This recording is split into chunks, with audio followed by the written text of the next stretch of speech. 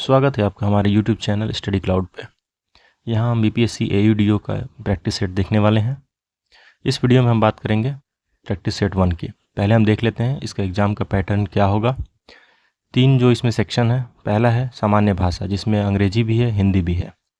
ये कुल 100 प्रश्नों की होगी, 2 घंटा समय है और कुल अंक है 100, जिसमें कि 30% ही आपका क्वालिफाइंग मार्क्स रखा गया है। इसको सिर्फ क्वालिफाई करना है। दूसरा है GS का। GS में भी 100 प्रश्न हैं, 2 घंटा समय है और कुल अंक है 100। तीसरा है जनरल एप्टीट्यूड का, जो कि ऑब्जेक्टिव ही होगा। 100 प्रश्न होंगे, 2 घंटा का समय होगा और कुल अंक होंगे 100। इसमें सिलेबस क्या है? पहला है सामान्य भाषा। सामान्य भाषा में सामान्य अंग्रेजी और सामान्य हिंदी के प्रश्न इस तरह के होंगे कि अभ्यर्थी की भाषा संबंधी प्रयोग की समझदारी की जाँच की जा सके। सिर्फ क्वालिफाइंग पेपर है ये। दूसरा जो GS का है, इसमें आपका सामान्य विज्ञान, राष्ट्रीय तथा अंतर्राष्ट्रीय महत्व की समसामयिक घटनाएं, भारत का इतिहास तथा बिहार के इतिहास की प्रमुख विशेषताएं, सामान्य भूगोल, बिहार के प्रमुख भौगोलिक प्रभाग एवं यहाँ की महत्वपूर्ण नदियाँ, भारत की राज्य व्यवस्था और आर्थिक व्यवस्था, आज़ादी के पश्चात बिहार की अर्थव्यवस्था के प्रमुख परिवर्तन, भारत का राष्ट्रीय आंदोलन तथा इसमें बिहार का योगदान, इनसे प्रश्न होंगे। जनरल एप्टीट्यूड में संख्या पद्धति से संबंधित प्रश्न होंगे। पूर्ण संख्याओं का अभिकलन, दशमलव, भिन्न, परसेंटेज, ये सब होगा। संख्याओं के बीच परस्पर संबंध, मूलभूत अंकगणितीय संक्रियाएं, प्रतिशत, रेशियो, प्रोपोर्शन, अनुपात, समानुपात, औसत, ब्याज, लाभ हानि, सादृश्य, समानता एवं भिन्नता, स्थान कल्पना, सीटिंग अरेंजमेंट, स्थान अभिविन्यास, समस्या समाधान, पजल होगा, विश्लेषण होगा, दृष्टि, स्मृति, विभेद, अवलोकन, संबंध अवधारणा, अंकगणितीय तर्क शक्ति, शाब्दिक तथा चित्रात्मक वर्गीकरण, अंकगणितीय संख्या श्रृंखला, गैर शाब्दिक श्रृंखला, कूटलेखन और कूट व्याख्या। ये सिलेबस होगा आपका। इसमें जो है हर पेपर है 100 मार्क्स का, 2 घंटा का समय है। निगेटिव मार्किंग है इसमें 1/3 का। जनरल लैंग्वेज पेपर जो है भाषा वाला, वो सिर्फ क्वालिफाइंग है, जिसमें दोनों सेक्शन में कम से कम आपको 30% अंक लाना जरूरी है। शुरू करते हैं। पहला सेट है हमारा कुम्हरार स्थल संबंधित है। ये प्राचीन समय में ये किस स्थान से संबंधित है? पाटलिपुत्र से। भारत में सरकार का वित्तीय वर्ष चलता है कब से कब का? 1 अप्रैल से 31 मार्च का होता है फाइनेंशियल ईयर। भारतीय संविधान में संशोधन करके शिक्षा का अधिकार कब जोड़ा गया? ये जोड़ा गया 1 अप्रैल 2010 को। हम देख रहे हैं GS पेपर जो 100 प्रश्न का होगा, उसका प्रैक्टिस सेट है ये। किस अनुच्छेद के अनुसार भारत के राष्ट्रपति के द्वारा राष्ट्रीय आपातकाल की घोषणा की जा सकती है? अनुच्छेद 352। जिस तारामंडल के तारे ध्रुव तारे की ओर संकेत करते हैं वह कौन सा है? सप्तर्षि, सप्तऋषि या सप्तर्षि। क्षेत्रफल के क्रम में भारत के 3 बड़े राज्य किस प्रकार से हैं? राजस्थान, मध्य प्रदेश, महाराष्ट्र। भारत का प्रारंभिक इतिहास, इस पुस्तक के लेखक कौन है? इसके लेखक हैं VA स्मिथ। बिहार प्रदेश में तेजी से विकास करने वाला उद्योग कौन सा है? पहला है खाद्य प्रसंस्करण, दुग्ध, चीनी निर्माण, सभी हैं। सभी क्षेत्रों में बिहार तेजी से विकास कर रहा है, इसलिए हमारा सही उत्तर होगा ऑप्शन ई, 1 से अधिक, यानी सभी विकल्प यहाँ पे सही हैं। 9वां प्रश्न है बिहार में 1937 में गठित प्रथम भारतीय मंत्रिमंडल का नेतृत्व किसके द्वारा किया गया? मोहम्मद यूनुस के द्वारा किया गया। पटना लॉन का गांधी मैदान के रूप में नामकरण कब किया गया? पटना लॉन कब बना गांधी मैदान? इसका नामकरण कब किया गया? भारत के स्वतंत्रता के अवसर पे। बिरसा को सोते हुए पकड़ा गया, ये घटना कब की है? ऑप्शन है 1 फरवरी 1900, 3 फरवरी, 2 फरवरी, 4 फरवरी।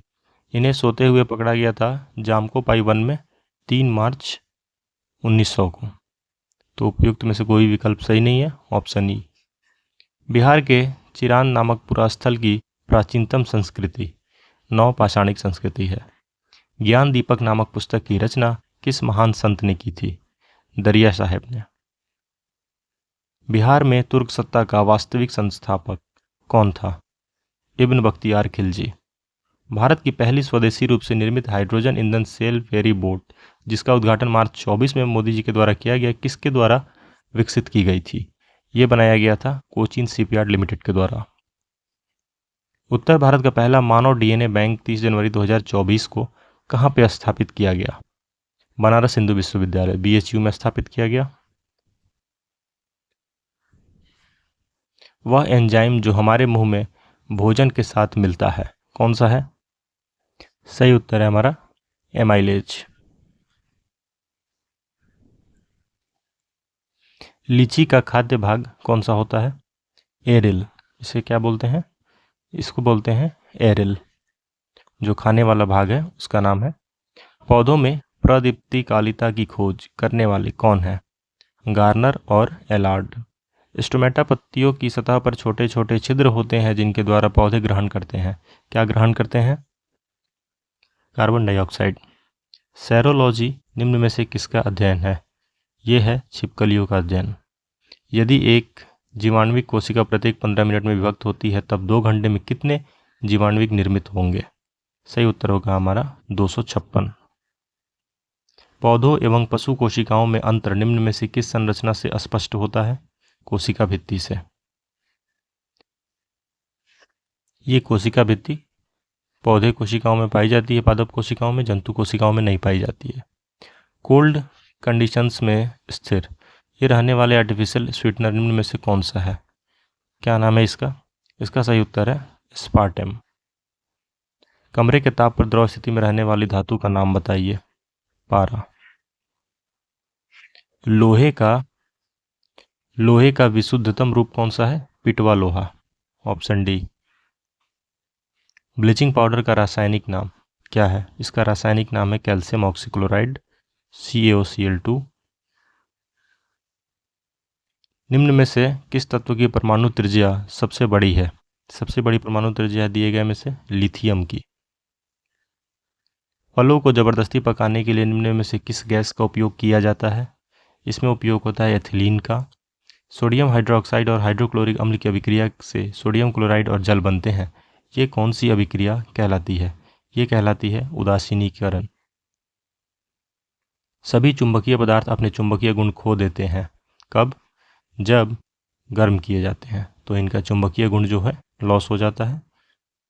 50 डिग्री सेंटीग्रेड का मान फ़ारेनहाइट स्केल में कितना होगा? इसका मान होगा 122 डिग्री फ़ारेनहाइट। इसका फॉर्मूला है Fahrenheit equal two degree centigrade into 9/5 plus 32। तो यहाँ डिग्री सेंटीग्रेड का वैल्यू है 50 डिग्री सेल्सियस इंटू 9/5 प्लस 32। 5 10 जा 50, 90 plus 32 equal to 122 degree Fahrenheit. Next है 40 डिग्री सेल्सियस का मान बताइए फ़ारेनहाइट में। सेम फार्मूला यूज़ करेंगे। 40 equal to 40 into 9/5 plus 32 Fahrenheit equal to ये हो गया 5 8 जा 72 प्लस 32 104। सही उत्तर होगा हमारा ऑप्शन ए। संघनन क्या है? संघनन है वाष्प का द्रव में परिवर्तन। सोनार तकनीक का प्रयोग होता है कहाँ पे? सोनार का यूज़ होता है, ऑप्शन दिए गए हैं ऊपर। सोनार का मुख्यतः जो प्रयोग होता है वो होता है समुद्र के जो नीचे वस्तुएं हैं उनकी गहराई का पता लगाने के लिए, कितनी दूरी पर वो हैं। तो पानी के नीचे पहाड़ियों का पता लगाने में भी इसका यूज होगा, हिमशैल का पता लगाने में भी यूज होगा, समुद्र की गहराई का पता लगाने के लिए भी यूज किया जाएगा। तो सही उत्तर होगा हमारा 1 से अधिक, ऑप्शन डी। चुंबकीय क्षेत्र है वेक्टर क्वांटिटी, सदिश राशि है। हवा में नमी मापने के लिए निम्न में से किस उपकरण का प्रयोग किया जाता है? हाइग्रोमीटर। हरित क्रांति की सफलता निम्नलिखित की उपलब्धता पर निर्भर है। किसकी उपलब्धता पर? बीजों की उच्च पैदावार, सही है। पर्याप्त सिंचाई सुविधाएं, ये भी जरूरी है। रासायनिक उर्वरक और कीटनाशक, इनमें से सभी, ऑप्शन डी जो है हमारा सही उत्तर होगा। बिहार राज्य की शिशु मरणांक दर कितनी है? ये झारखंड से अधिक है, झारखंड के बराबर है, झारखंड से कम है, या अखिल भारतीय स्तर पर? तो बताना है क्या है। झारखंड से जो है हमारा शिशु मरणांक दर यहाँ पे अधिक है। बिहार के इतिहास में पहली बार राज्य का आर्थिक सर्वेक्षण प्रस्तुत किया गया था। किसके द्वारा? नीतीश कुमार, लालू प्रसाद, सुशील मोदी, या इनमें से किसी के द्वारा नहीं किया गया? सही उत्तर है हमारा सुशील मोदी के द्वारा। राष्ट्रीय नियोजन में रोलिंग प्लान की अवधारणा लागू की गई थी, इनमें से किसके द्वारा? ये लागू किया गया था जनता सरकार के द्वारा। गरीबी का अंतर दर्शाता है, गरीबी का अंतर दर्शाता है गरीबी रेखा और उस रेखा के नीचे रहने वाले सभी लोगों के वास्तविक आय स्तर के बीच का अंतर, ऑप्शन बी। नीति आयोग के अनुसार वर्ष 2021-22 में निम्न राज्यों में से किस एक में मल्टी डायमेंशनल पॉवर्टी इंडेक्स सबसे कम था, सबसे निम्न था? सही उत्तर है हमारा मेघालय, बिहार। कौन सा उत्तर हमारा सही है? बिहार। गरीबी रेखा के बारे में कौन सा सत्य नहीं है? तो कौन सा कथन इसमें गरीबी रेखा के बारे में सत्य नहीं है? NSSO द्वारा समय समय पर इसका अनुमान लगाया जाता है। बिल्कुल सही है। भारत में स्वीकृत औसत कैलोरी आवश्यकता ग्रामीण क्षेत्रों में प्रति व्यक्ति प्रतिदिन 2400 कैलोरी है, 2400। बिल्कुल सही है। शहरी क्षेत्रों में 2100 है, नगरीय क्षेत्रों में। इसका अनुमान आमतौर पर हर 5 साल में लगाया जाता है। ये भी सही है। तो गलत कौन सा है? कोई भी गलत नहीं है। तो उपयुक्त में से कोई नहीं, जो कि गलत है। सभी सही हैं। नेक्स्ट है, यदि किसी राज्य की विधानसभा का अध्यक्ष स्पीकर पद त्यागना चाहे तो उसे अपना त्यागपत्र देना चाहिए किसे? वो देगा उपाध्यक्ष को। विधान परिषद के सदस्यों की न्यूनतम संख्या कितनी होती है? 40। उच्च न्यायालय में न्यायाधीशों की संख्या निर्धारित करने का अधिकार निम्न में से किसके पास है? इसका अधिकार है सिर्फ राष्ट्रपति के पास। यदि यहाँ पूछा जाता सर्वोच्च न्यायालय में तो वो होता संसद। नेक्स्ट है, सरकार की संसदीय व्यवस्था के विषय में निम्न में से कौन सा वक्तव्य दिया गया है जो कि सही है?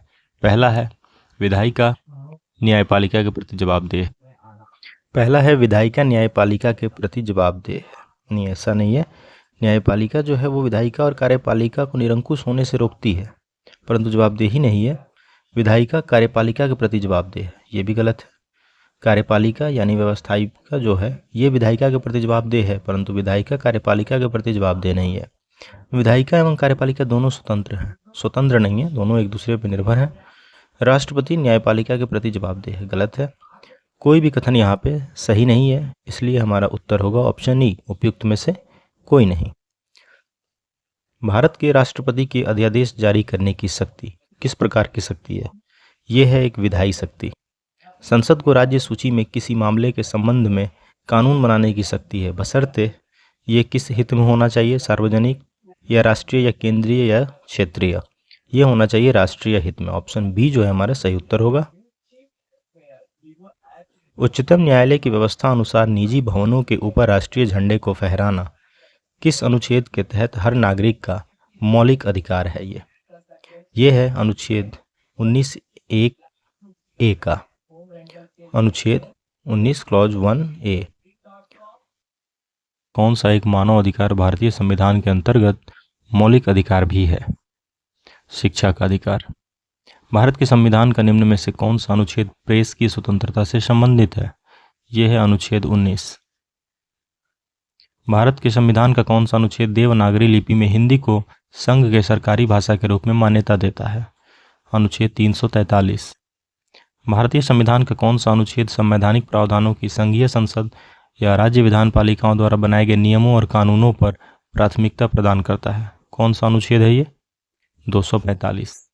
भारतीय संविधान की 8वीं अनुसूची, इसमें क्या वर्णित है? इसमें है भाषाओं के विषय में। ग्लोबल वार्मिंग के लिए जिम्मेदार गैस कौन सा है? Carbon dioxide. निम्न राष्ट्रीय उद्यानों में कौन सा एक सही सुमेलित नहीं किया गया है? बल्बकरम मेघालय सही है। पन्ना बिहार गलत है। पन्ना मध्य प्रदेश होगा।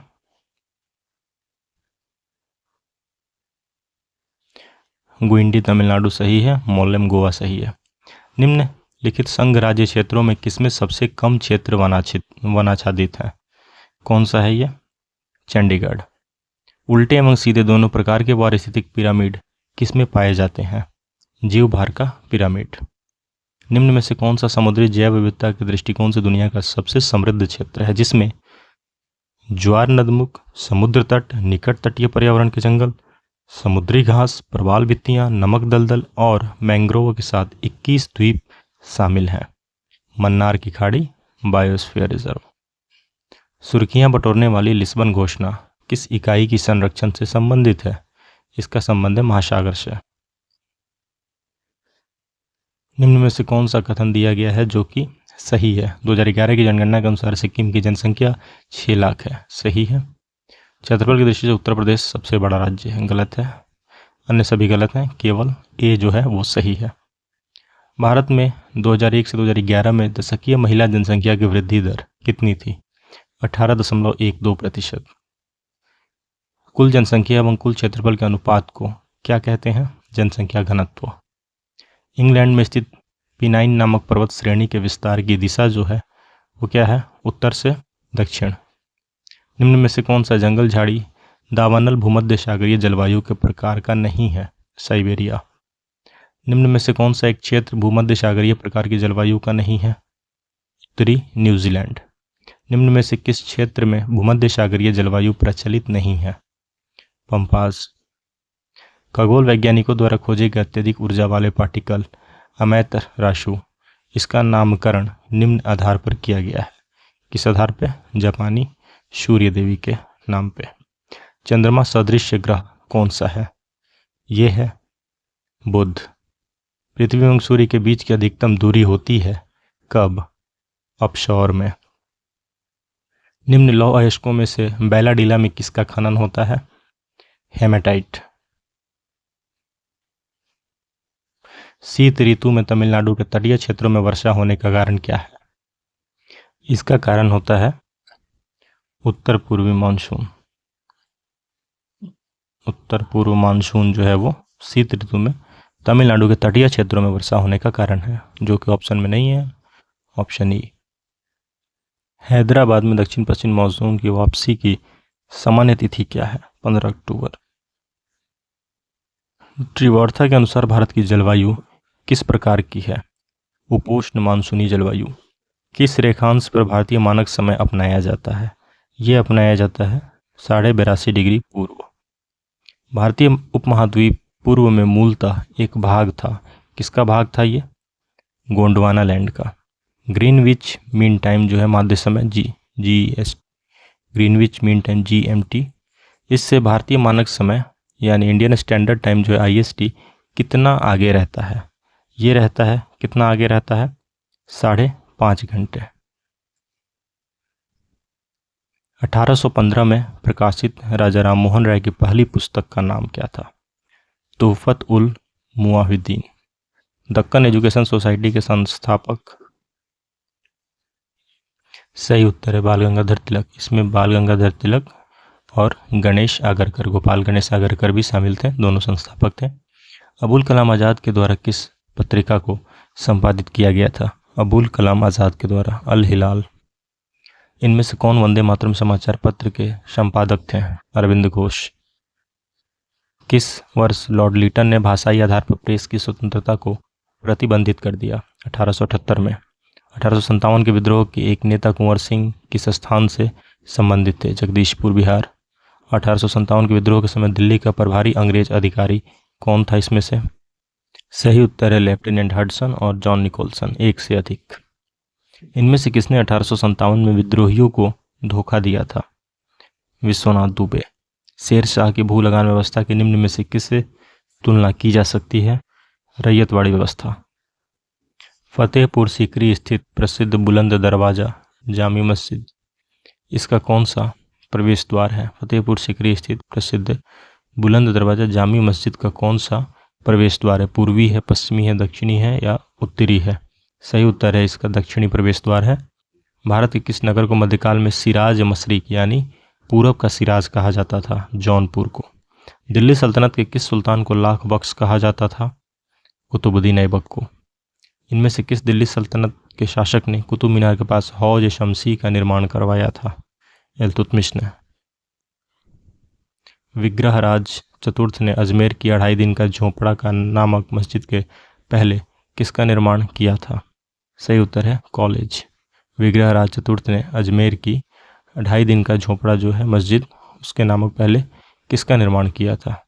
मस्जिद के पहले कॉलेज का निर्माण किया था। ऐहोल में दुर्गा मंदिर का निर्माण हुआ था, किस काल में हुआ था ये? चालुक्य काल में। सिंधु घाटी के लोग थे किस प्रकार के? ये थे शाकाहारी और मांसाहारी दोनों। चहुंदड़ो हड़प्पा संस्कृति से संबंधित एक स्थल है जो कि स्थित है इनमें से कहाँ पे? सिंध में। पुरुषार्थ कितने हैं? 2, 4, 6 या 16? सही उत्तर है 4। प्रथम मानव जीवाश्म भारत की किस नदी घाटी से प्राप्त हुआ था? नर्मदा नदी से। नर्मदा घाटी भारत में पशुपालन एवं कृषि के प्राचीनतम साक्ष्य प्राप्त हुए हैं कहाँ से? मेहरगढ़ से।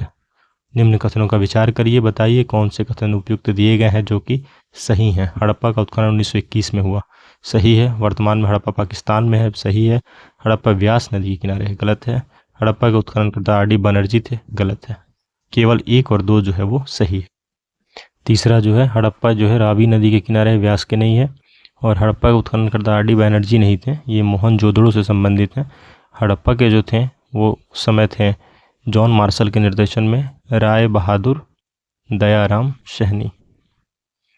राय बहादुर दयाराम शाहनी ने सर्वप्रथम हड़प्पा स्थल का उत्खनन करवाया था। तो 1 और 2 जो सही है, 3 और 4 स्टेटमेंट जो गलत दिया गया है। तो हमारा सही उत्तर है ऑप्शन ए। नेक्स्ट वीडियो में अगला सेट देखेंगे, सेट 2 जीएस का सेट देख रहे हैं हम AEDO एग्जाम के लिए। Thanks for watching, keep supporting study cloud.